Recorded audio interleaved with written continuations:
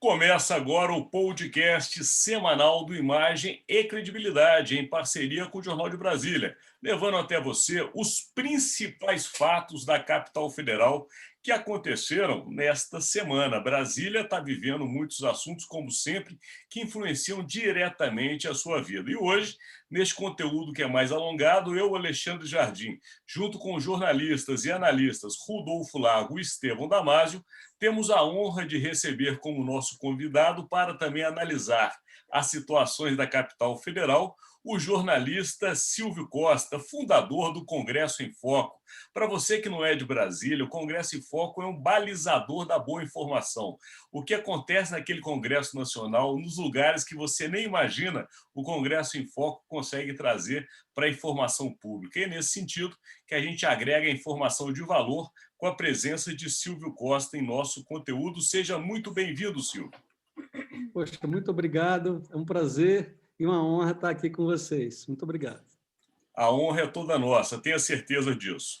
Silvio, a gente está aí com um assunto que é o primeiro da lista, não tem como a gente fugir dele, a famosa Comissão Parlamentar de Inquérito, a CPI da Covid, que nessa semana acabou fazendo aí um roadshow, se podemos assim dizer, com os ministros da Saúde. Os que passaram, quer dizer, exceto o Pazuello, que está fugindo, vamos falar um pouquinho mais disso, e também o que está hoje, né, como atual comandante da pasta, né, que é justamente o médico Marcelo Queiroga. Enfim, foram depoimentos que esclareceram muito, mas também confundiram um pouco.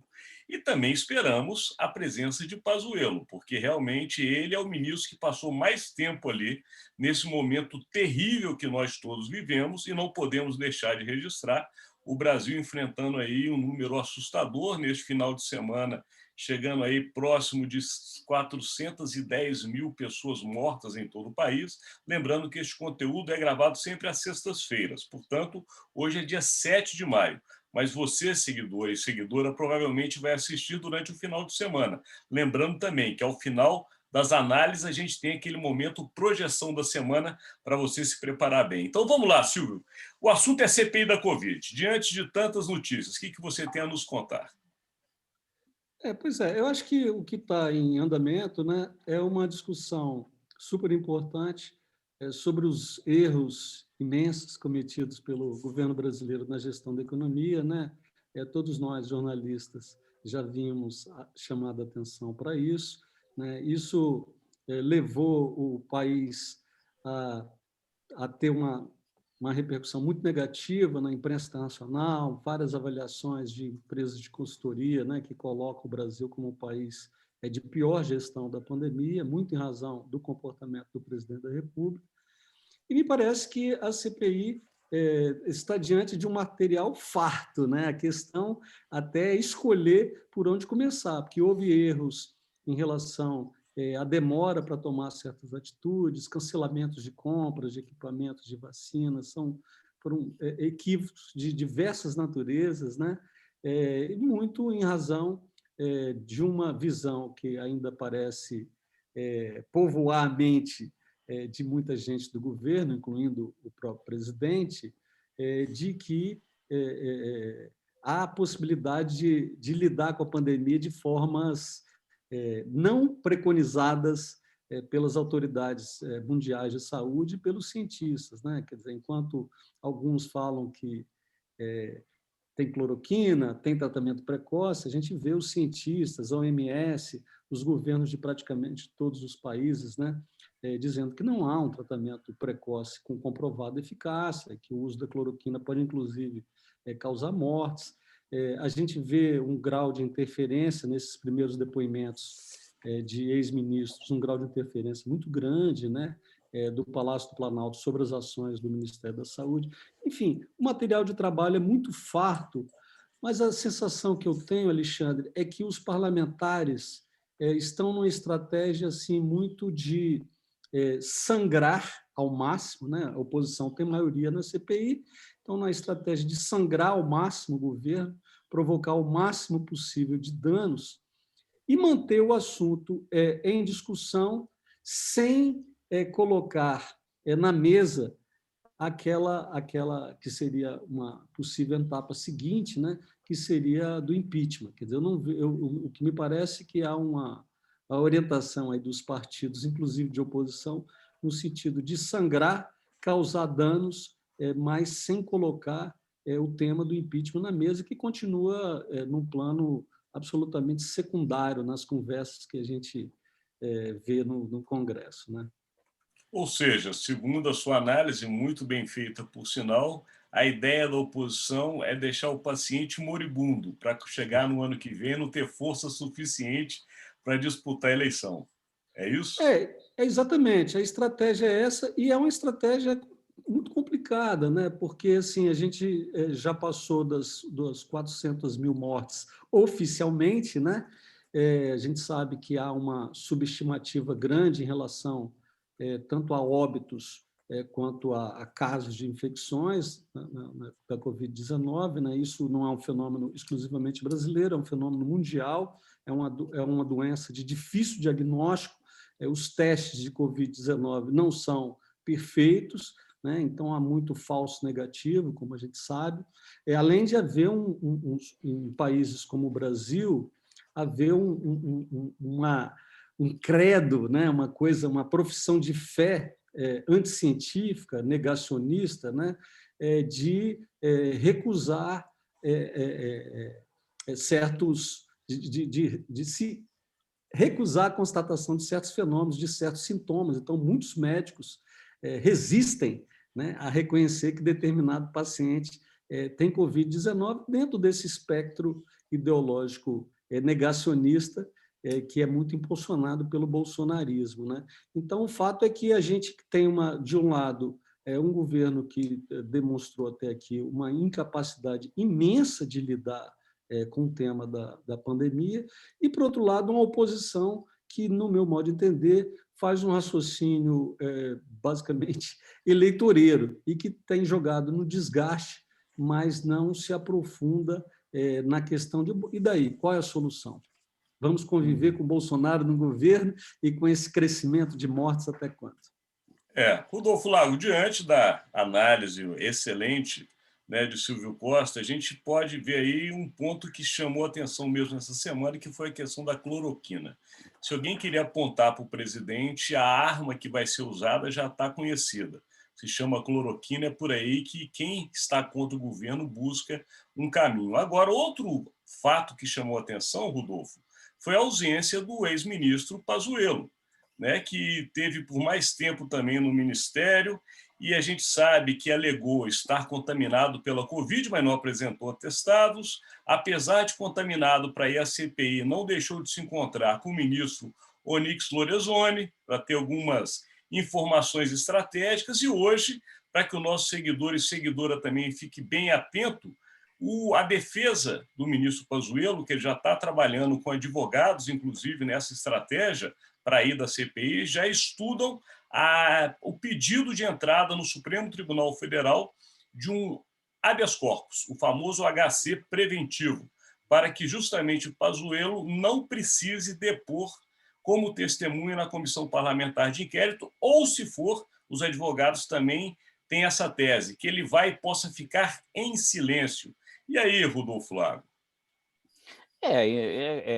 Enfim, tudo bastante complicado, né. Eu acho, assim, que nessa primeira semana, o que se buscou ali estabelecer ali com os depoimentos dos 2 ex-ministros, né, Luiz Henrique Mandetta, Nelson Teich, do atual ministro Marcelo Queiroga, é a ideia de que existe um comando paralelo ao Ministério da Saúde na questão do combate à Covid, né.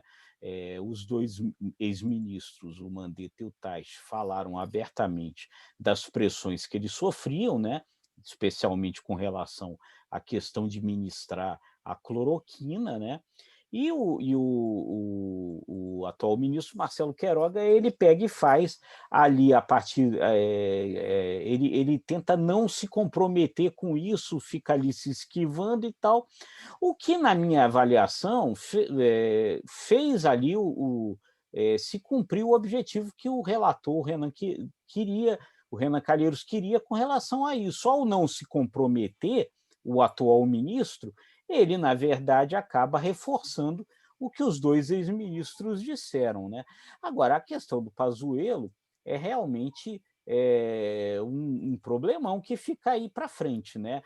Algumas pessoas aí estão dizendo que o objetivo do Pazuello principal era conseguir evitar que ele depusesse antes do Fábio Weingarten, que depõe na terça-feira, né? O que o Pazuello teria medo? Que o Fábio Weingarten, que ele indo antes do Fábio Weingarten, quando o Fábio Weingarten fosse, o Fábio Weingarten o desmentiria. Agora, com essa inversão, ele escuta lá o Fábio Weingarten e tenta se defender do que o Fábio Weingarten vier a disser. Agora, gerou uma tremenda irritação, né, entre os senadores, né? Quando os senadores descobriram que ele tinha recebido a visita do Onyx Lorenzoni, chegou-se a falar em condição coercitiva, né? E agora ele está tentando essa coisa para não ir como testemunha, para poder ir como um acusado, né? Para poder ter esse direito de ficar calado. Agora, é muito ruim isso, né? Tem um ponto de fragilidade, eu acho, que se ele fizer isso, de certa forma, uma autoincriminação, dizer que ele realmente tem coisas ali para esconder, coisas ali que ele não consegue defender claramente. Não me parece que seja uma boa estratégia para o governo. Se ele tivesse tranquilo, ele ia lá e depunha, né? Mas, enfim. Estevão Damasio, tem um ditado popular que a gente ouve desde criancinha que diz: quem não deve não teme, né, Estevão Damasio? E aí, tá contigo. Eu acho que, caso a defesa do Pazuello entre com esse pedido no Supremo, eu acho que tem grande chance de ser recusado. Primeiro que foi o Supremo quem deu aval para a instalação da CPI. Há ainda uma batalha verbal, principalmente, tiros, torpedos vêm sendo disparados pelo próprio presidente da República em direção ao Supremo Tribunal Federal. E ontem ele revelou um torpedo gigante contra o TSE, né? Do qual alguns ministros integram a corte também do Tribunal Superior Eleitoral. Então, eu acho que há pouca margem para que o Supremo venha aceitar um pedido para que Pazuello, por exemplo, não vá à CPI ou, se for, permaneça calado. E não é só por essa rixa entre executivo e judiciário, não. Eu acho que você não pode cercear a principal testemunha no processo, que é o Pazuello, né? Todo o rol de provas até aqui coletadas são condizentes com o período no qual ele permaneceu no governo. Os contratos foram assinados com as fornecedoras de vacina na gestão dele, né? Teve a celeuma em torno da quase tragédia, foi uma tragédia que aconteceu lá em Manaus, né? Sem oxigênio, e o governo priorizando a questão do tratamento preventivo. Então, o conjunto probatório é muito grande e grave para que o Supremo possa, de fato, atender a um pedido totalmente irreal, na minha visão, caso ele venha a acontecer. Mas, rapidamente, nessa primeira semana, eu acho que ficou claro que a principal missão da CPI, e não é uma missão tão difícil, não, é justamente relacionar, comprovar, né, essa preferência do Bolsonaro pela cloroquina em detrimento das vacinas, né?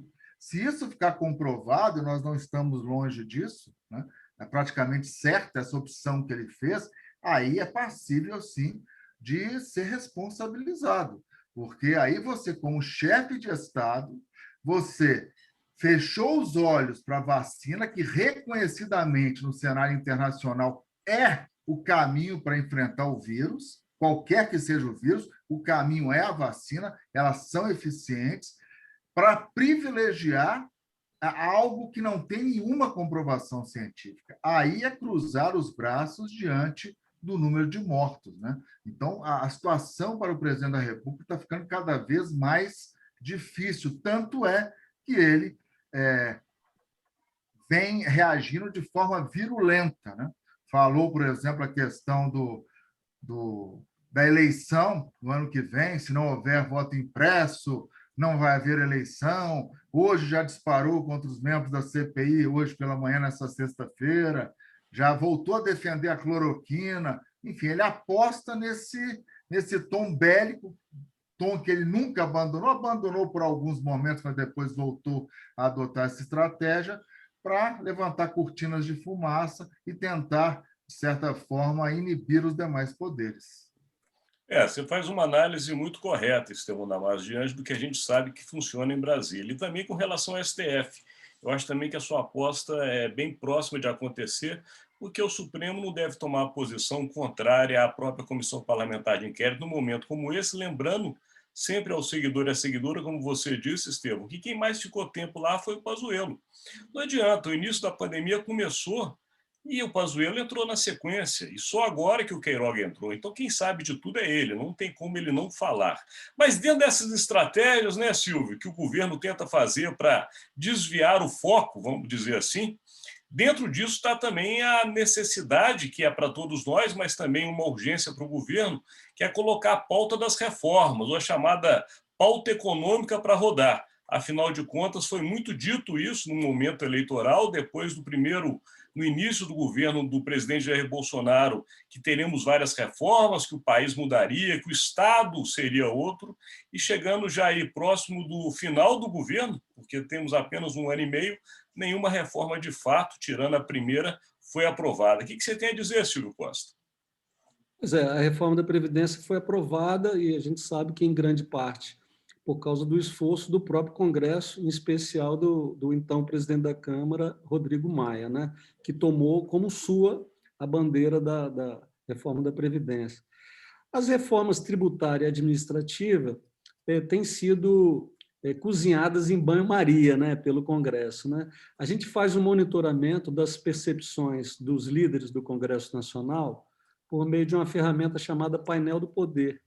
A cada 3 meses, a gente ouve os líderes do Congresso, no mínimo 70 líderes, a cada rodada de pesquisa, e aí a gente tem uma ideia das percepções dos parlamentares a respeito das tendências de aprovação dos principais temas legislativos.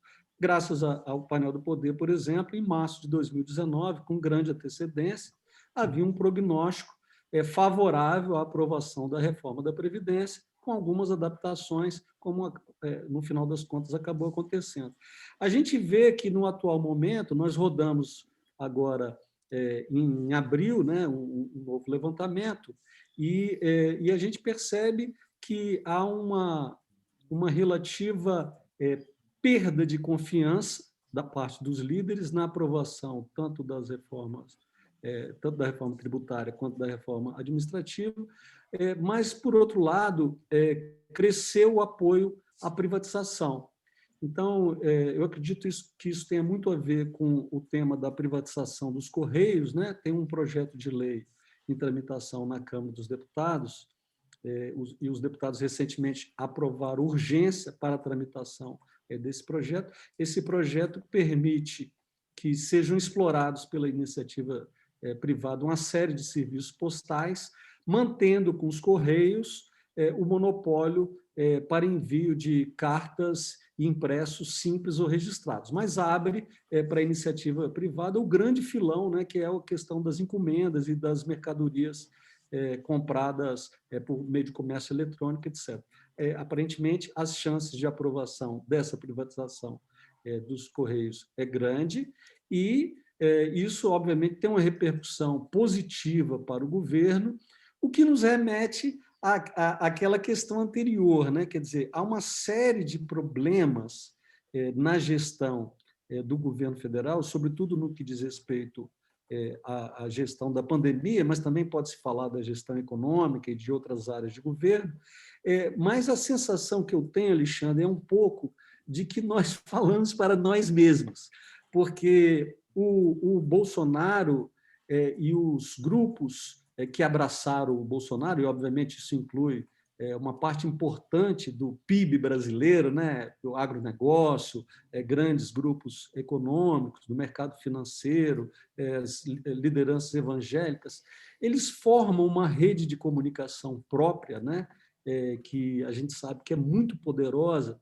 e que tem uma capacidade de inventar e reinventar narrativas, sempre contrapondo aquilo que fica demonstrado, uma nova explicação, né? Então, assim, nós estamos, no modo de entender, numa situação absolutamente crítica em relação à pandemia, né? O Brasil caminhando, conforme projeções de vários técnicos, para superar os Estados Unidos em número de mortes na pandemia, se tornar assim um país com mais óbitos por Covid-19, mas uma situação em que, olha, bom, se o governo me dá a privatização, se o governo faz eu vou convivendo com isso, né?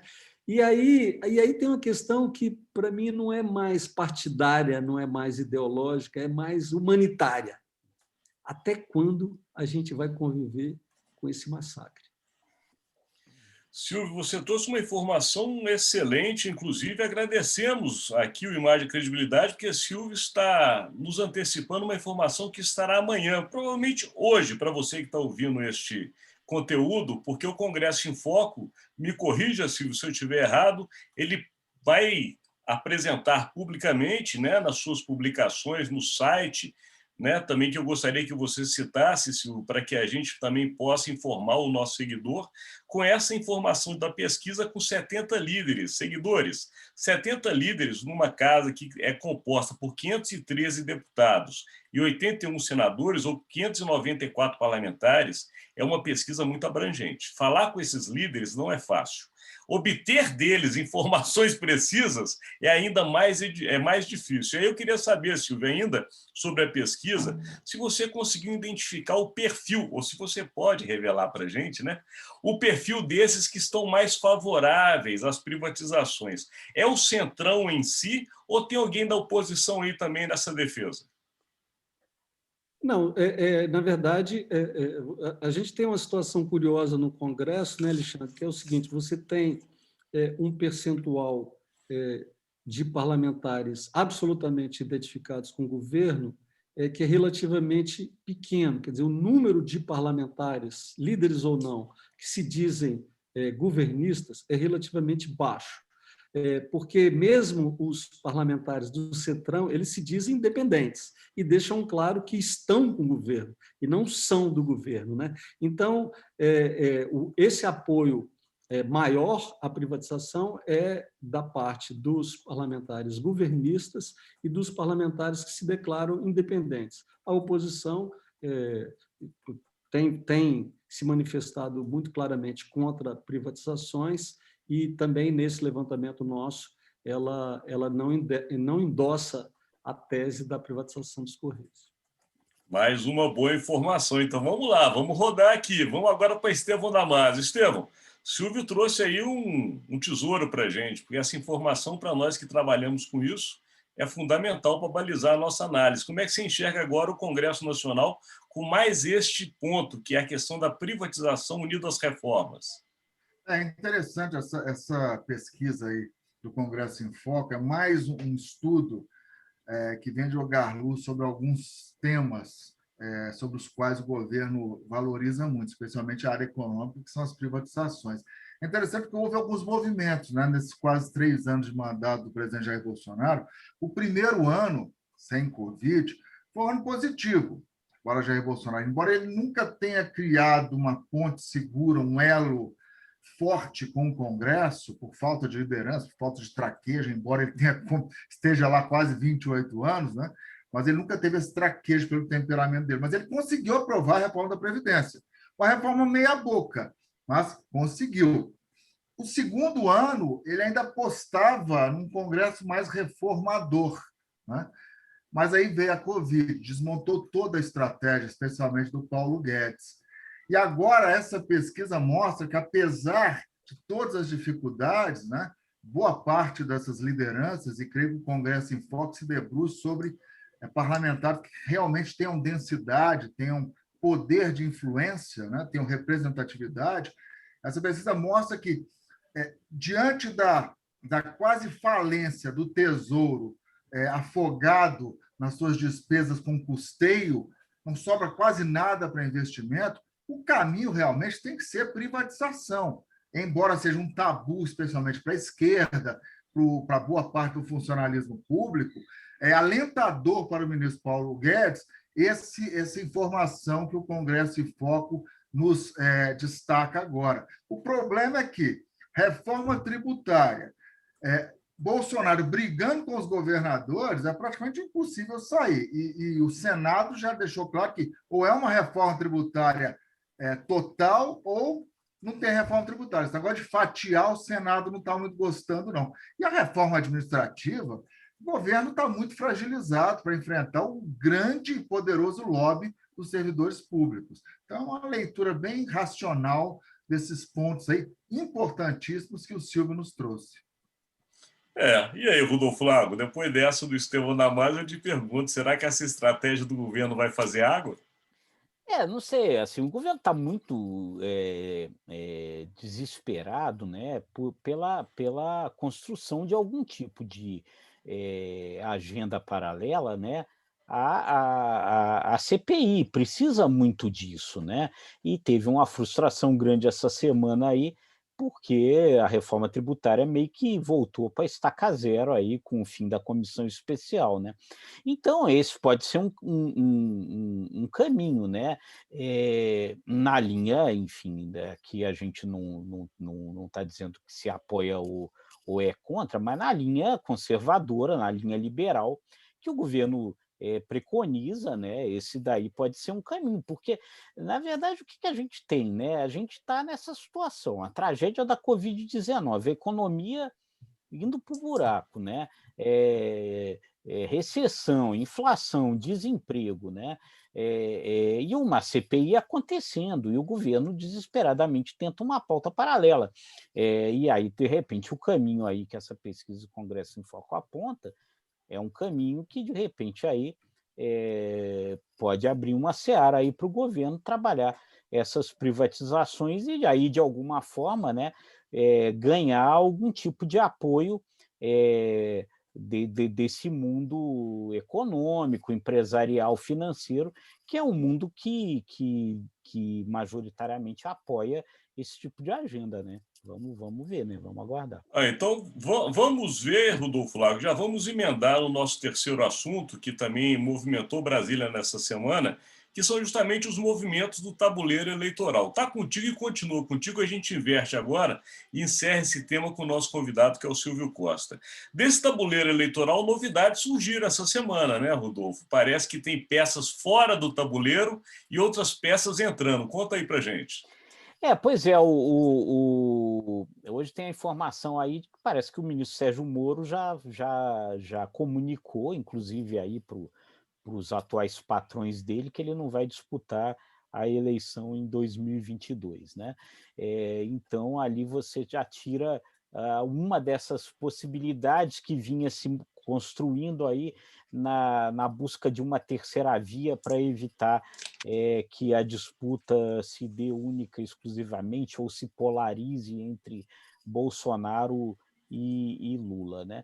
Agora, por outro lado, tem outros caminhos aí que precisam ser observados, né? Eu acho que um dos partidos, Silvio, que a gente precisa observar, Silvio, Alexandre, Estevão, sempre, eu acho, daqui até 2022, porque é o suprassumo do pragmatismo, né? É o PSD, né? É o PSD do Gilberto Kassab, né?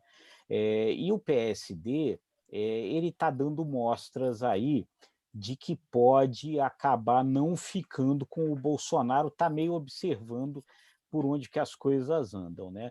Primeiros sinais são os papéis que estão exercendo na própria CPI, o presidente da CPI, né?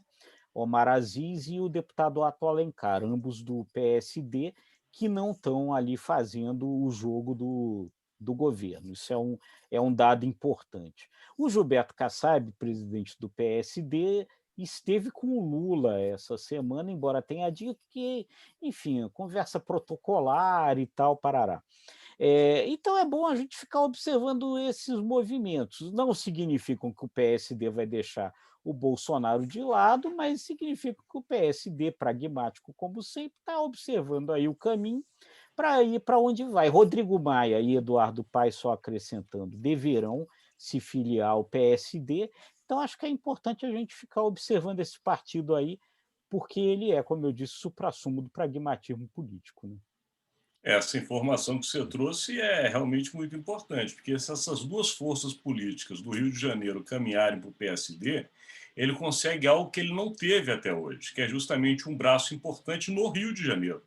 Né? O PSD é basicamente um partido que atua de São Paulo para o Nordeste e algumas pessoas no Centro-Oeste. Mas Rio de Janeiro ele nunca teve força. E essas lideranças, se realmente forem para a legenda, muda todo esse escopo. E aí, Estevão Damasio?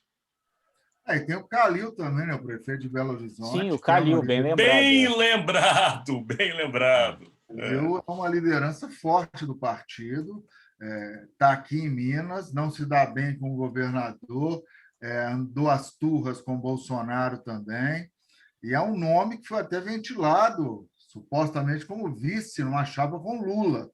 Então, as peças começam a se encaixar. Eu acho que você não deve desprezar o Calil, embora nos bastidores comenta-se que o sonho dele é concorrer ao governo de Minas.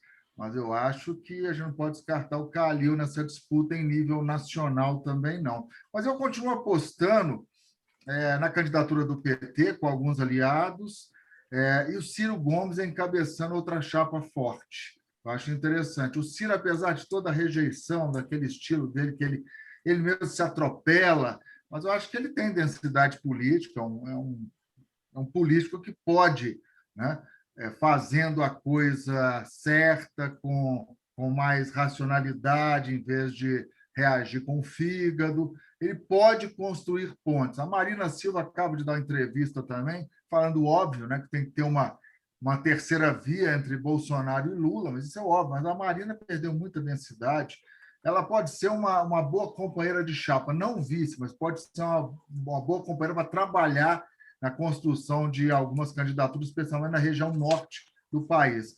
Mas o cenário ainda está muito turvo. Eu acho que a polarização ainda é o caminho mais, digamos, concreto para 2022. Mas é óbvio que uma terceira via, uma alternativa tem que surgir. Silvio Costa, a gente não quer fazer exercício de futurologia, até porque a gente sabe que na política as peças mexem rápido e a gente corre o risco imenso de errar. Mas, de qualquer maneira, no cenário atual, nós já temos aí, com essa notícia que o Rodolfo Lago também traz, Sérgio Moro e Luciano Huck estão fora do páreo. Tudo informa que eram figuras que estavam sendo até contabilizadas nas pesquisas, mas agora não serão mais. Esse movimento do PSD é um movimento interessante para se observar.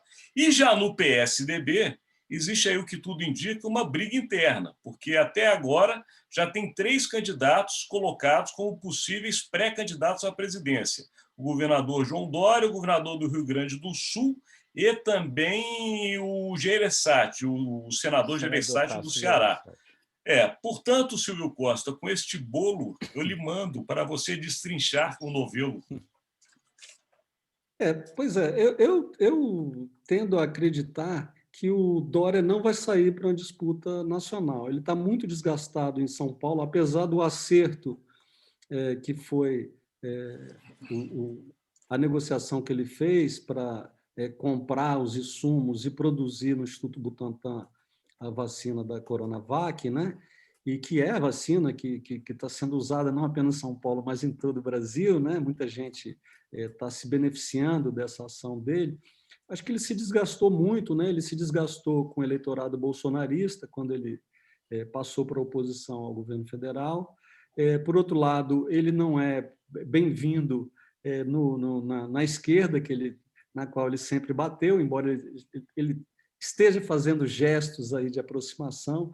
Então, não me parece, pelo menos no cenário de hoje, provável que o PSDB venha optar pelo Dória. O Tasso Gereissati tem um problema da idade, tem um problema do temperamento, né? Tem um ativo, que é o fato de ser do Nordeste, né, o que lhe colocaria numa posição estratégica, né, para enfrentar o PT, né, que é o partido mais forte na região, né, assim tem sido nas últimas eleições, mas não sei se teria o apoio dos correligionários para uma disputa dessa magnitude. Muito provavelmente, o nome mais interessante do PSDB é o do governador Eduardo Leite, que é jovem, que tem demonstrado uma condução segura na questão da pandemia, quer dizer, que tem enfrentado radicalismos à direita e à esquerda, seria um nome, provavelmente, de forte potencial, embora hoje seja muito desconhecido fora do Sul, né? É preciso saber se o PSDB vai fazer essa aposta. Agora, o problema do centro político, e aí vai todo um conjunto grande de partidos e de personalidades, né, que se movimentaram aí tentando constituir uma linha alternativa tanto ao petismo quanto ao bolsonarismo, é que eles são reféns de um quadro em que os dois polos meio que jogam sozinho, né? Interessa ao Bolsonaro ter o Lula como principal adversário, interessa ao Lula ter o Bolsonaro como principal adversário, porque são os candidatos com mais perspectivas de votação, mas também são os campeões de rejeição, né? Então, eu acho que meio que eles fecham o espaço.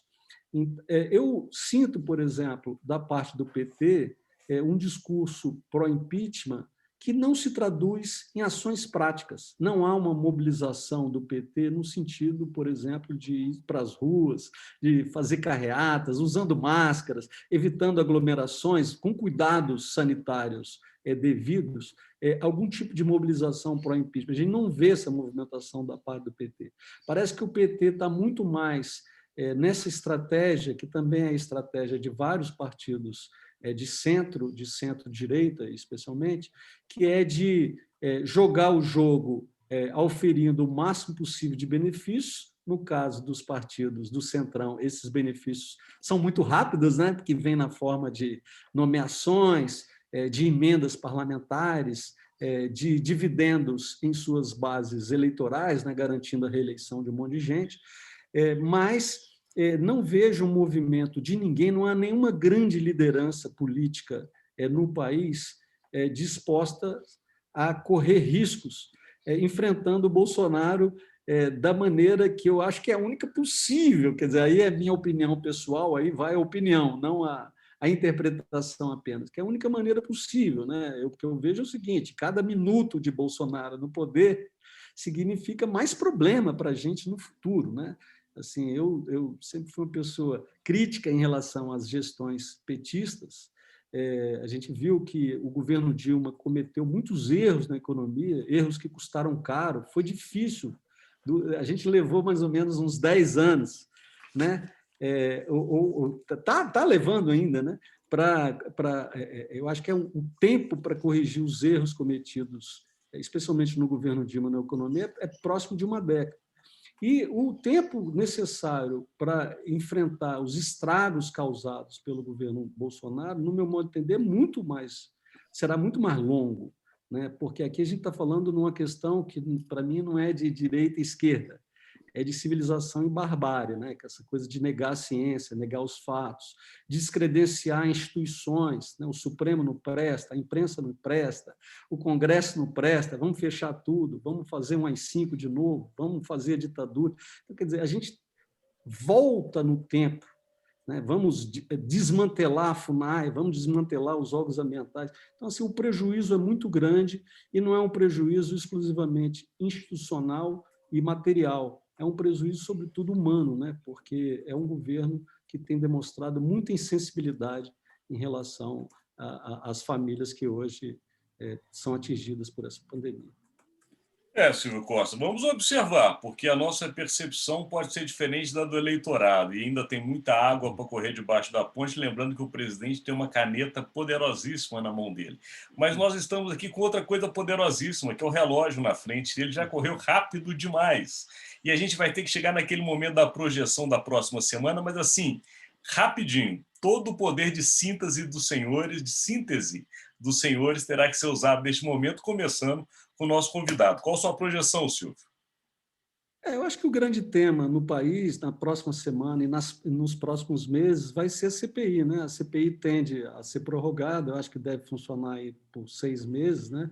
E na semana que vem a gente tem os depoimentos do ex-ministro Ernesto Araújo, né? Tem na terça-feira o presidente da Anvisa, na quarta o Van Garten, né? Que fez toda aquela acusação com o Pazuello. Então, eu acho que teremos coisas emocionantes aí e muito tendo como epicentro a CPI da Covid. Perfeito. Rapidinho, projeção de Rodolfo Lago. Não, é a CPI, né? Que acho que semana que vem se centra num outro ponto importante, que é essa questão do suposto desinteresse do Ministério da Saúde na aquisição das vacinas da Pfizer, a partir ali do depoimento do Fábio Weingarten, né? Perfeito. Então, agora a sua, Estevão Damasio, projeção da semana. É na mesma linha. Acho que o destaque da próxima semana será, inclusive, o depoimento do Fábio Weingarten em função do que destacaram o Silvio e o Rodolfo.